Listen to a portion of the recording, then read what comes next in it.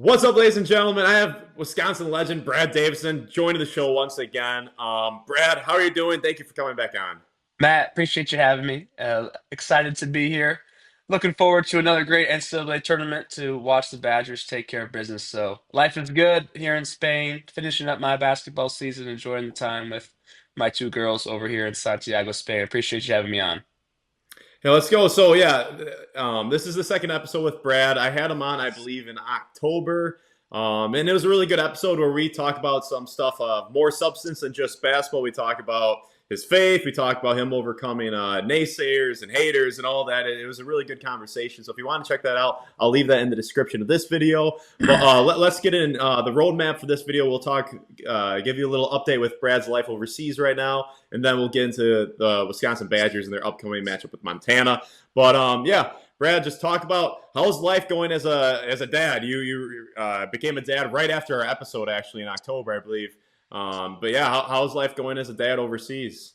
Life is good. Life is good. Learn something new every single day. Our baby girl, Maya Marie, is now 4.5 months old. So growing up so quickly. My wife, Tyra, and I were just enjoying every moment of celebrating her rolling over, celebrating her enjoying playing with a new toy. We just most of our days is spent just sitting staring at her, trying to think about what she might be thinking about. So it's a lot of fun. We're enjoying every single part of it. um I said, you jokingly, happy baby, happy wife, happy life, and that's where we're at right now. So life's good, enjoying the time with my girls. Basketball season's going really well. Really enjoy the people that I get to go to work with every day and compete with. That's my teammates, my coaches, the rest of the people in the organization. So enjoying it. Looking forward to. We don't have March Madness here since my season goes all the way through May. But so now it's just kind of gearing up to try to finish strong and get some momentum before playoffs start the end of May here in a couple of months. Yeah, how much different is it now that you have like a kid? Like, how much different is this season than it was the two seasons beforehand? Yeah, I said the biggest difference is your time outside of practice. I think last season you go to practice and you come home, and my wife and I, we'd have all this time in the day to figure out what we wanted to do. Whether it was go to a coffee shop, go for a walk, do different things with each other. And now we come home and we just figure out what to do with baby Maya. We schedule around nap times, we schedule around feedings, we schedule our life revolves around someone else's schedule, not necessarily our own. So outside of basketball, that's different. You're thinking about someone other than yourself the entire day. But it's been a lot of fun. It's been a lot of fun. We've enjoyed it. Basketball wise, uh, you know, it's a little different dynamic. You're not just playing for yourself. You're not just playing for your wife. It's a little different where it also is a job. It's what you do to provide for your family, to provide for Maya. And so that you can, when you think about basketball that way, it can either give it a little more pressure or a little bit more weight, or make you maybe stress out or add a little bit more pressure than maybe it should. So I think just finding the balance between viewing basketball as a gift and viewing basketball as an opportunity to compete, an opportunity to be with, to value people, an opportunity to glorify God, an opportunity to, um, man, just enjoy competing is the goal, is to how to keep your perspective on basketball other than thinking of it as a lifeline for your family. So I think that's a little different, just because it opens up a whole new world and a whole new side of basketball and why you play. So just trying to keep the main thing is a unique challenge, but also I think it's worth it if you can go about it the right way. Sure, and talking about the basketball side a little bit. In your overseas career, you have shot the ball really, really well, and this year is no different. You're shooting 41% from three, averaging just under 13 points per game, averaging 3.1 assists. So talk about how much have you leveled up in your game since 2022 when Badger fans last saw you in a Wisconsin uniform. Yeah, I think the European basketball game is played at such a high level, mentally, strategy, the different ways that you're trying to attack, whether it's on offense or defense, schemes, all the things that maybe to just like your normal basketball fan you might not pick up on. But if you really enjoy basketball and you're a basketball connoisseur, you would really enjoy watching the European basketball layout and blueprint. So I'd say personally for my game, I think it's just grown immensely in terms of the way I view the game. I've grown a lot from getting to learn from new coaches and to play under veterans that have played overseas and professionally for years and years. Um, so I've got to learn a lot from a lot of different people.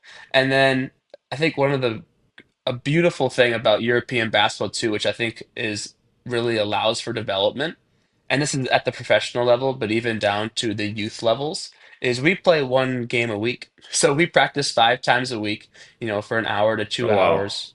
Very competitive, very physical, and it's all almost like a football schedule where it's all preparing for that one game of the week. So you have all of these hours of preparation, of training, of preparing for the game, and then you only have one game during the week to kind of go out there and show. Where wow, it's a little different than the American style, which even in when you're younger, you have a tournament where you play 4, 5, 6 games in a week and you only practice once or twice for those 4, 5, 6 games. So the practice to game ratio is a lot higher in Europe as a professional basketball player and compared to the NBA, but also in comparison to at the youth levels, to high school levels, college levels, is that practice to game ratio is much higher here. And so I think you just get to practice at a higher level more often.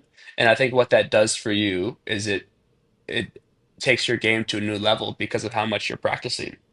Um, so that's what I would say is a big difference between European basketball and more the American basketball is just the amount of time put into practice and preparation. And the more time you practice, the more time you prepare, obviously the better you're going to perform. sure, and it makes sense. Arguably the two best players on the planet right now. I know Luka's a little. I guess both guys might have a few extra pounds on them, but it's two Europeans, Jokic and Doncic, right? And they definitely have the best instincts and skills out there. So that makes a lot of sense to me. That yeah, practicing instead of just throwing players out into the fire, just improving by practice. I think that's something in America that we might be missing a little bit because yeah, the two best players are from a different country. But yeah, in the past, you've said that coaching has always been your dream, and that Division One basketball was kind of what you envisioned your career ending. Like that was your peak that you said, and but you've taken the overseas route. And I asked you this before the episode, but I'll ask you it again. Um, could this be the last dance? Now that you're a family man, could this be the last dance of you playing basketball at a professional level and not playing recreationally or with the coaching staff somewhere? Yeah, And I think actually, I'll now that add one more thing. Could you ever consider playing in America? good options, good options. I am open to all considerations and options. I told you this before, but now that I am a family man, all those decisions become family decisions. And in our family, we just each year we're taking it one year at a time, and we're keeping both of our hands and our heart open to whatever God has in store for us next. So whether that's playing, whether that's coaching, whether that's on this side of the pond or the other side of the pond, just keeping our hands and heart open to whatever opportunities do arise. And then when that time comes, making the best decision for our family. I've always believed that I've had a calling to get into college basketball coaching, and I still feel that same way today. The same thing I felt when I was a high school basketball player. So I'm eager for that time of that season of life for myself and my family to begin. But also, with that being said, we are really enjoying our life here overseas in Spain, playing basketball, and just getting to spend so much quality time with one another. So I'm not trying to play basketball until my legs fall off, I'll tell you that. But also, I do really still enjoy it, and I love the competition. I love the grind. I love showing up to practice. I love running through ball screens. I love getting in a stat. I love all those little things that you have to enjoy in order to continue to play at a high level. But also, with that being said, I am eager for that next season of life to start for my family and I, in due time, whenever that time comes. Well, I'll just throw it out there. I hope it's on the Wisconsin coaching staff. If a spot opens up for you, I think that'd be awesome and a great fit. But let's get into a little Wisconsin basketball here. Greg Gard, he's in his bag this year. He looks fantastic. Fantastic. Just talk about the evolution of Greg Gard and what you think of him and kind of adapting his coaching style to the modern game. It's been so impressive. I think everyone talks about how much college athletics and college basketball has changed over the last few years, and everyone talks about, NIL, transfer portal, this or that. But also just the game of basketball has changed too over the since Coach Gard started coaching at Wisconsin and for Bo Ryan and then became head coach. And the way that he's been able to evolutionize their game and what they do and their schematics, but also staying true to their pillars and principles of the traditions that helped Wisconsin basketball become Wisconsin basketball has been so impressive. And so, as an alumni, it's so, man, I watch with such pride watching a team that just continues to consistently perform at the standard that is the standard, but also to do it in a new way, but also not lose their Yeah. identity as they find their new way to play. So I watch with a smile on my face, and it's awesome to watch the growth from Coach Gard and the rest of the staff as they continue to bring in new guys, whether it's through the portal or through recruitment, and then continue to develop those guys and bring in the right guys, and um, it's not that, and then get those people to buy in and play together and be a part of a team and have pride in wearing the jersey. Because it's easy. I'm not going to say it's easy, but when you can bounce around from year to year, it might be a little bit more challenging to get guys in a locker room that buy into playing for one another or that take pride in wearing the Wisconsin across their chest. But just seems that they've been able to find a way to do that. And I think if you can find a way to do that, you can have a lot of success, and also you can have a lot of significance in the lives of the people that are in the locker room. Yeah, and personality wise, have you noticed a difference from 2017 when you first got to Madison to guard now? One thing I noticed on the sideline is when a bad turnover happens or a bad mistake happens, we see less of the stomp and the clap that he like would used to do quite a bit, and it just seems like he's a little bit more relaxed on the sidelines now. Still very into it, but have you seen any personality changes in Greg Gard? I should say personality changes, but just kind of maybe going with the flow a little bit more. Anything different that you've noticed? I would say he's a little bit more patient in terms of not pulling the trigger if someone maybe takes a bad shot or has a turnover or has a silly foul or misses has a mistake on defense or going under a ball screen. Just little rules that I think when I first got there, we might have had a little shorter leash if we were going to the bench for making some of those mistakes to think about our mistake and then get ready to go back in. It seems that he's got, I don't know if the word's patience or longer leash or a little more freedom. I don't know what the word would be, but it seems like, man, he's got such a good control over the thermometer of the room. I feel like he just is always in control. You see coaches that are really high, really low. He just seems to be so steady. It doesn't matter if we're making shots, missing shots. He seems to be very steady, and he's always had a very steady demeanor. But it's a little different when you're watching from halfway across the world on TV. You feel like he's still in control no matter what the game's going. And I think one example is even when things aren't going our way, there's not as many stomps or quick triggers or quick subs as you notice as well. Yeah, yeah, and I think the social media team shows us more behind the scenes, which is just so much of the game today with NIL and the portal. But it really seems like the relationships with the guys in the locker room, like you just see Kamari McGee talking about how much he appreciates, guard having his back, and I don't know, it just feels a little bit different than what it was, say, 5 years ago. Yeah, yeah, he seems like he has such a good relationship with the guys. He's real, he's genuine, he's authentic. He doesn't try to be someone that he's not. He's going to tell you how it is. He's going to tell you the truth. And again, it seems like he's got a lot of really great people around him in terms of his staff and the players in the locker room. And he's a great person as well. So whenever you can have a group of people moving in the same direction, it's good for everyone involved. And it seems like he has great relationships. Again, seems like he's got control of the locker room in terms of the temperature, and he's the head of the Sure. snake. So there, with him as the head of the snake, they'll be moving in the right direction. Let's go. So, yeah, Wisconsin just played 4 games in 4 days. They made a run to the Big Ten tournament championship. Now they have a quick turnaround to Denver, higher altitude. Is 4 days enough as a player? What's your perspective? Like, will they have enough to just kind of reset and be close to 100%?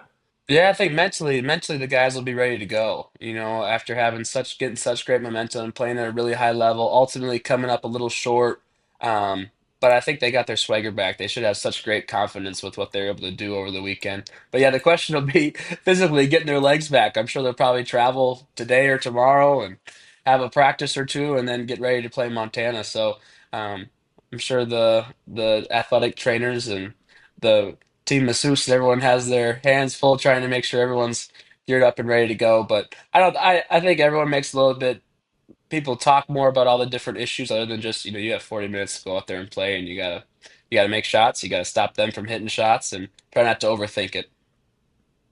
Well, what do you think the recovery looks like for the team from Sunday to Thursday? Yeah, I would assume Sunday the championship game would come back, Monday off for some sort of a recovery or a film or something just to get your body moving and sweat a little bit. And then Tuesday you gotta be on the court. You gotta be on the court going through scout, getting shots up.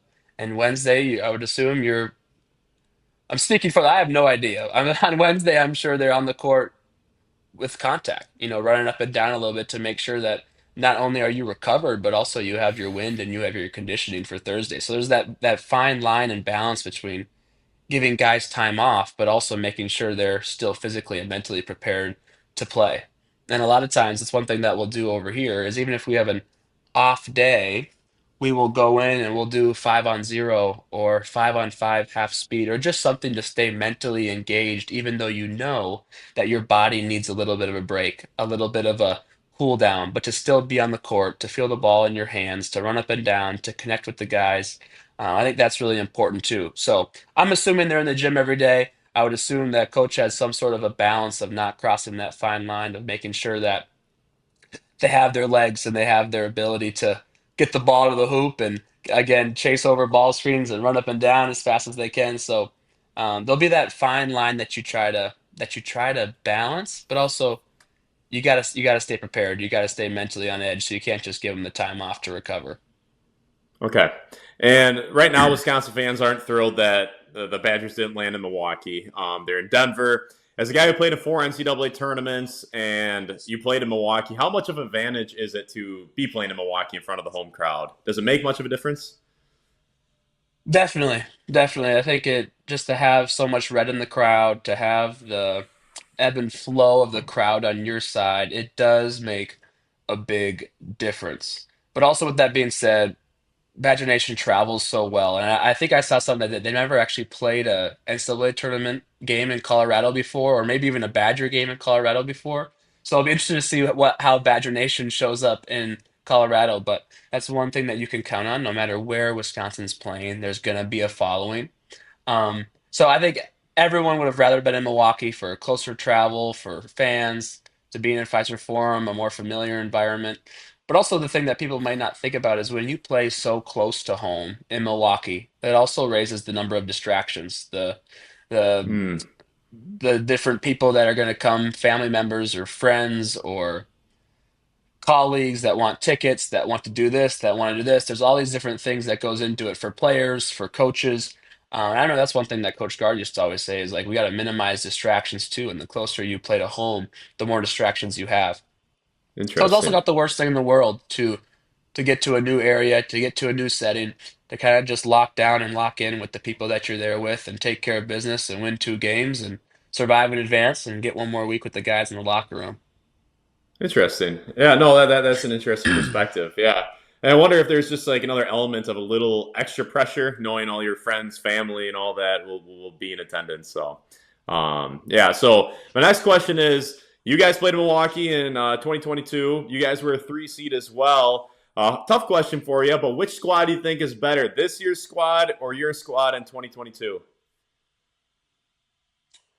Man, that's a good question.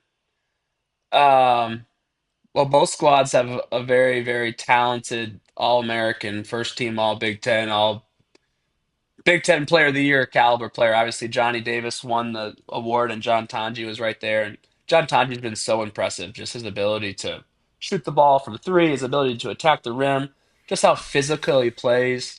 The team this year is so well rounded. They're so deep. They have such great bench production. They have so many different weapons, and they play a lot differently than we played. It would be a good game. It would be a good game. I don't think it's possible for me to say my team wouldn't win. But with That's that also fair. being said, I love the team this year and how they play, and I love how you can bring in so many guys on the bench, and you're just excited for the game-changing plays that they will make, whether it's Kamari McGee, diving on the floor or hitting a corner three. Jack Janicki's had so many different games where he's really made an impact, and Carter Gilmore's been, um, man, like sixth man of the year caliber the last few weeks, and just his ability to impact the games, whether that's hitting a three-pointer or having a big energy play. So I think this team is so well rounded. I think they're probably deeper than we were.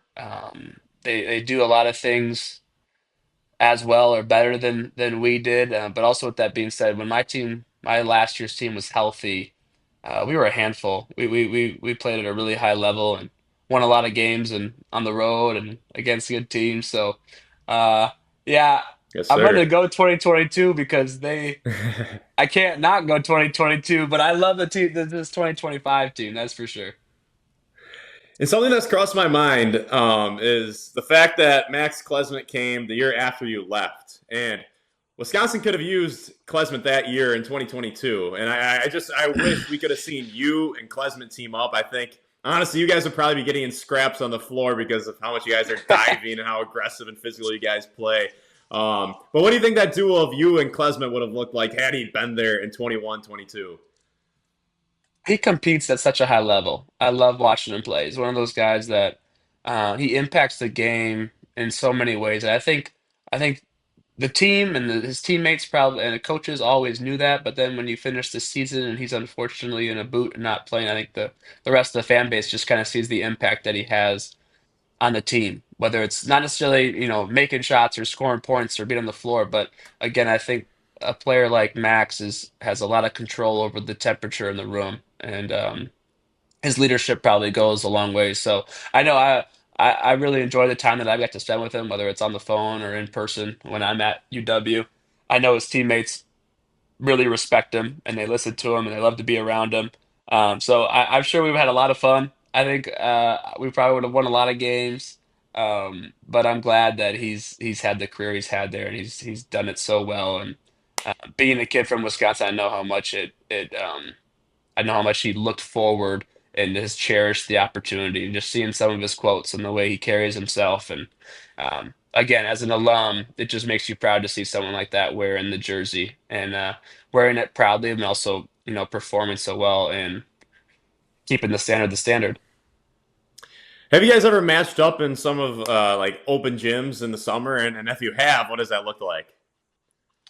No, we haven't. We haven't. I've gone back. I go back every summer, but it's not usually to play. It's usually just to hang out Okay. and just see everyone. And we run a camp in Wisconsin, so I got different things going on. So I haven't gone back and played in an open gym the last couple of years. I go back and watch their summer workouts or hang out with them in the weight room and that sort of thing. But I haven't actually got on the floor and dove on the floor or gotten a tussle or anything with them. But I would look forward to it.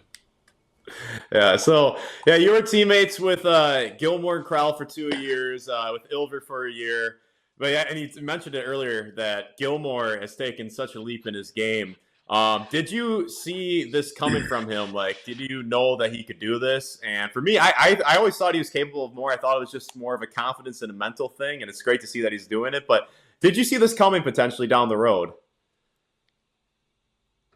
Yeah, as soon as he came on campus, you knew how talented he was. We have this phrase, "Scout Team All-American," for just people that are on scout team that are always a handful for the first team out there when they get to play different scouting reports, and they get the neon green light to come off and shoot and do step backs and do this sort of thing. And you knew he was so talented. He had the skill, he had the craftiness, the ability to score. He had all these different things that when you put him on the floor, he found ways to put the ball in the hoop. And I think as his role has changed and morphed and he's bought into his role, all the things that have made him so impactful are not necessarily him putting the ball in the hoop, but it's the little things. It's the energy plays, it's the rebounding, the block shots, the diving on the floor, the physicality, all those things that his role has turned into that he's done at such a high level is just in excess of all the skill, all the skill and the craftiness that he has and that he's had. And so then when you put those two together and he buys into his role of being this energy guy and block shots and hits the open three and offensive rebounds and does stuff like that, then you build this foundation for his skill to show. He's had some of the most impressive blocks, some of the most impressive Hmm.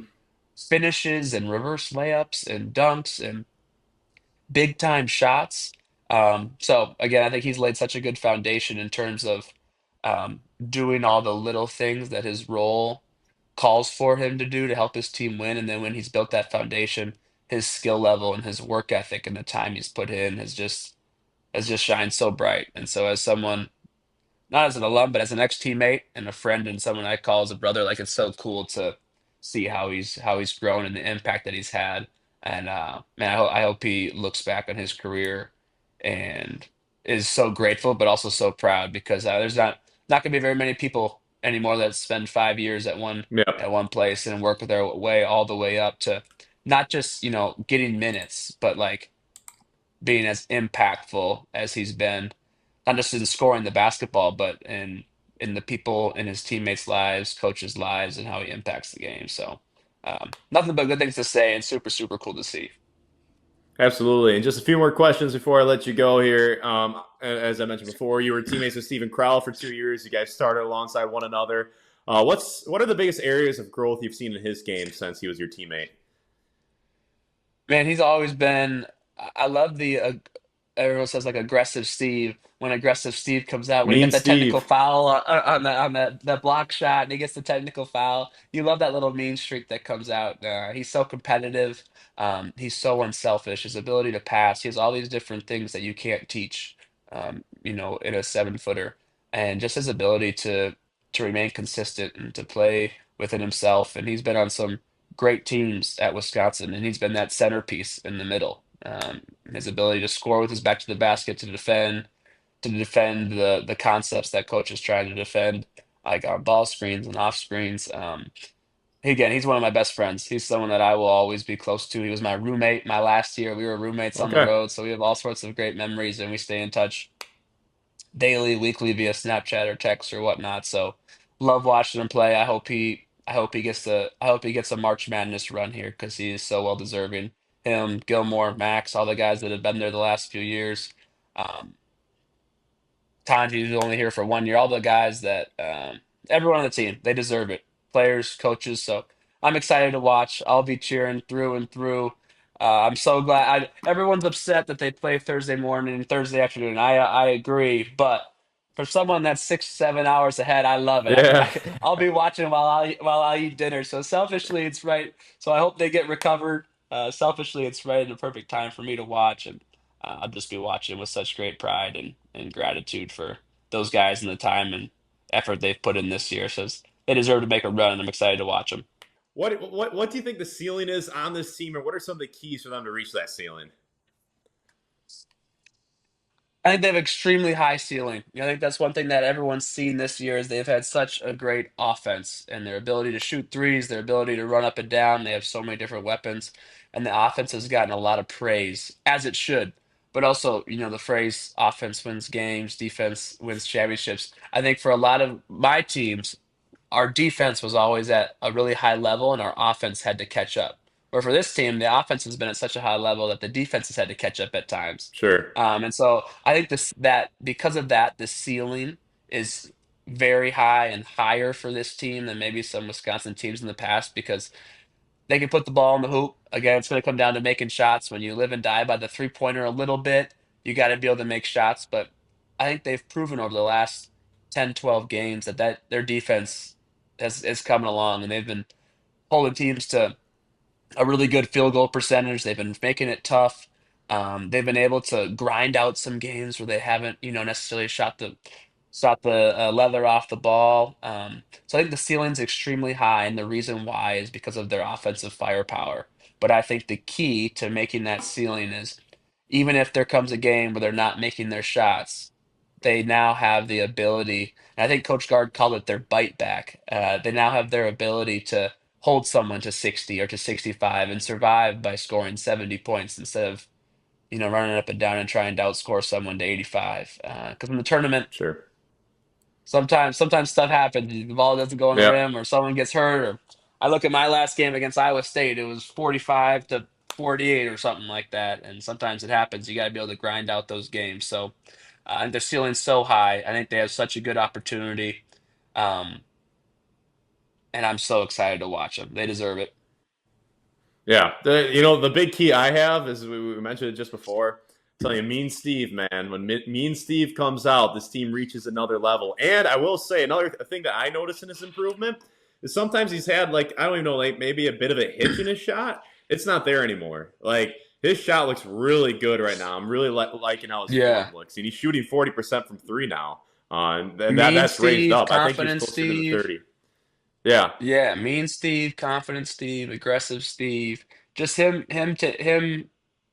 making the decision to catch and shoot those 3 pointers. Even when it goes in, great, you get 3 points, but it creates space. It creates space. It makes their big guys step out a little bit, and then you get a little bit more space for Tonje and Blackwell and Klesmit and those guys to get downhill and be aggressive. So yeah, it sounds cliche, but when you make shots, you're going to win the games. So hopefully yeah. we can get the three ball to fall and get some of space, and then we can take advantage of that space. And again, keep our bite on defense. And I like our chances if we can get those two things. Let's go. Yeah, no, those are all the questions I have for you. End this with a rapid fire round, and I'll let you get out of here. First question I got for you is, what's your favorite TV show?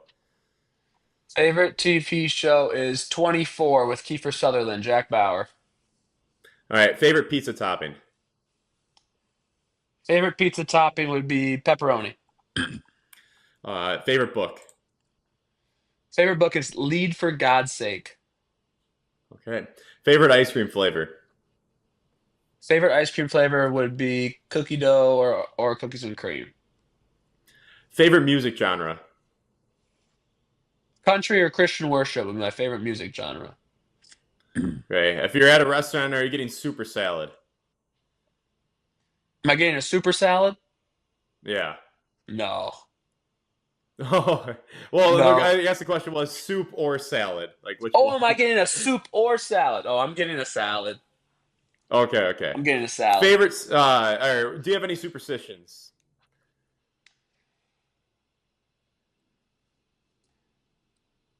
Not necessarily. Okay. If you could have dinner with any person from the past, who would it be? If I could have dinner from any That's person not from an the easy one. past. Personal answer, I would say my grandpa Gary, who passed away when I was a sophomore in college. I would do anything to have dinner with him one more time. Um, Outside of that, I would say a college basketball coach. So in the past, does that mean they had to have passed away or Yeah, that's kind of what I was thinking. say Because like I asked you this Bob last Knight? time with the living. Yeah, yeah, Yeah, last Bob time I was Knight. living. Bob Knight, I would probably say. All right, a few more here. What's your favorite arena you've played at? I love Assembly Hall. Okay, and if you weren't playing basketball, I kind of already know the answer to this one. But if you weren't playing basketball, which sport would you play? Oh, I'd love to be a professional golfer. Oh, man, that caught me off guard. I thought you'd say football. I thought you'd say Yeah, football. I know. I do love football, but I would love to be a professional golfer.